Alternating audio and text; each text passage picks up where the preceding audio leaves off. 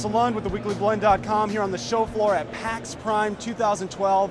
We're here at the Xcom Enemy Unknown booth talking with Jake Solomon, one of the lead designers from Firaxis Studios. Jake, tell us a little bit about this game.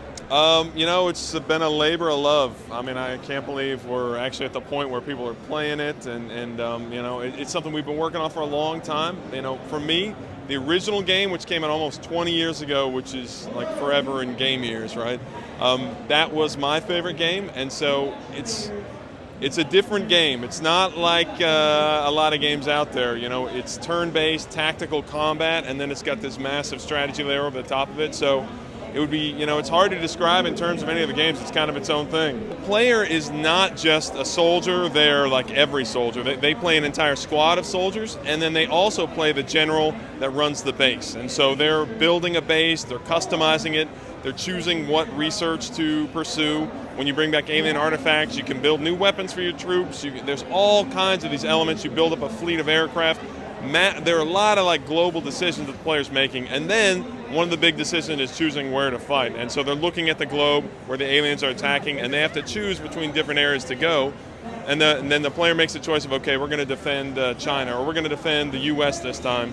And then they take their squad in, and that's when tactical combat starts. And it's turn-based, really tense tactical combat. And I think the thing that really stands out, one of the core features of XCOM, is that your soldiers, which you can level up, of course, they have classes, you customize them, they are very vulnerable. Like, your soldiers can die in XCOM, and when soldiers die in XCOM, they don't come back. So they're gone for good. And that creates a real tension and a sort of investment of the player into the experience. Obviously, it was our goal to make a game that, even though it's turn-based tactics, it is a strategy game. It looks like a lot of action games out there. It's got a nice look to it. And so, yeah, we've got a lot of great cameras, a lot of great animations, and all these things. We did a lot of work to make sure that it looks nice and slick. So a typical playthrough of just the single-player game is 20 hours at least, and then over the top of that, we expect multiple playthroughs.